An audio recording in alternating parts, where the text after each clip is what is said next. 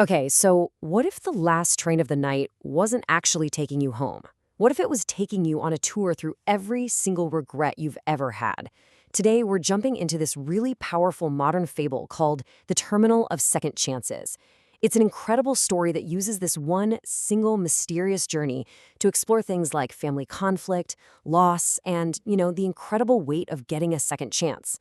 So every great story kind of starts with a problem, right?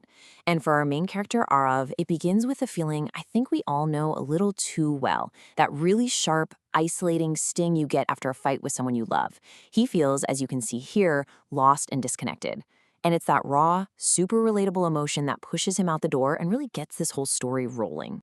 And this is the question that just changes everything. See, Arav thinks he's just blowing off steam, getting away for a couple of hours, but the story drops this much deeper, much more unsettling idea. And with just that one question, a simple train ride suddenly becomes a journey into the great unknown. So our story officially kicks off. Part 1, the departure. This is Arav leaving everything he knows behind. He's just fueled by anger and this desperate need to escape. The thing is, he has no idea that his one-way ticket is for a journey that's way, way stranger than he could ever imagine. This right here, this is a perfect map of his internal state. It shows us exactly how his emotions just cascade into this one big action. It's like a chain reaction, right?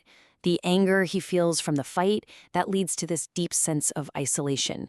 And that feeling of being completely alone, well, that just fuels his need to escape.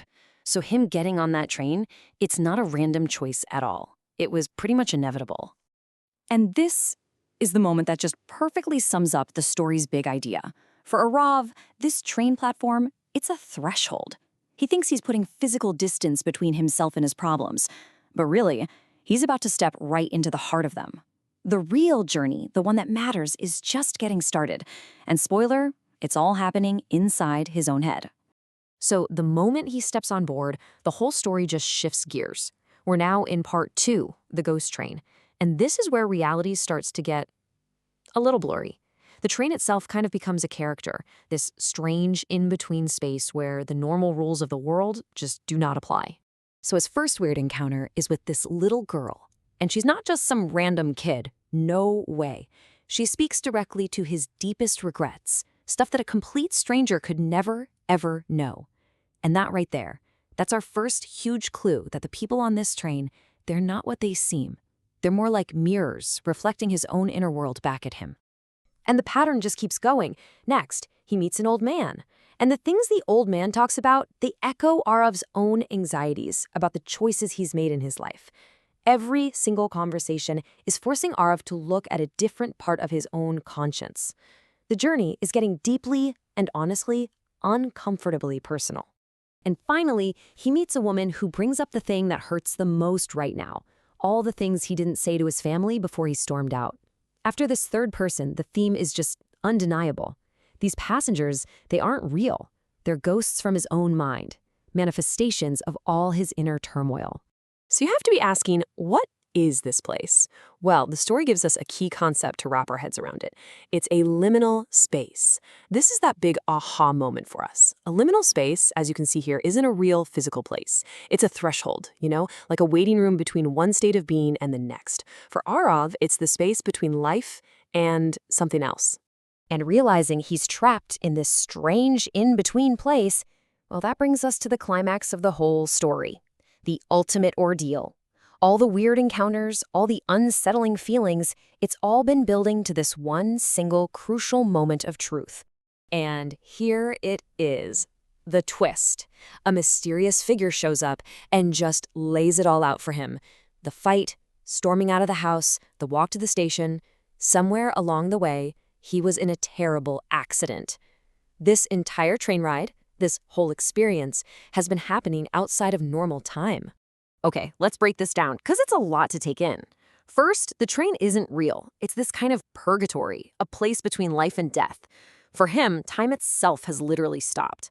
The whole journey, all those people he met, it was just a trip through his own memories and emotions, all designed to lead him to one final, impossible choice. And this is it. This slide lays out the two paths in front of him. It is a choice between two completely different worlds. On one side, he can go back, return to the messy, painful reality, and try to make things right. On the other, he can just let go, leave all that regret behind, and find some peace in the end. It's the ultimate test of what he values more, connection or closure.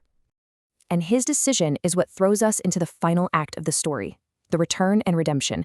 This is the payoff. This is the resolution to that absolutely impossible choice he was just forced to make. He chooses life. I mean, despite all the pain and the difficulty he knows is waiting for him, he chooses to go back. It's such a powerful moment of self-awareness and real courage, you know? Deciding that connection, that's something worth fighting for. And his return to the world is immediate. He wakes up, not on the train, but in a hospital. And there, sitting right beside him, is his father, the very person he ran away from. And you can see on this timeline that whole journey did its job.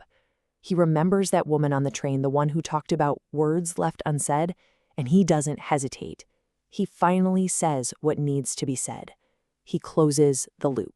So after that whole ordeal, what did he really get? Just one thing. That's it. He was stripped of everything only to be given this singular, powerful clarity, a renewed sense of purpose about what actually matters in life, a really profound, really elegant transformation. And so the story leaves us with this question. It kind of turns the camera back on us, you know? After seeing everything Arav went through, we're left to wonder, if we were given that same exact moment of clarity, that same second chance, what unspoken words would we finally choose to say? It's a really powerful thought to end on, isn't it?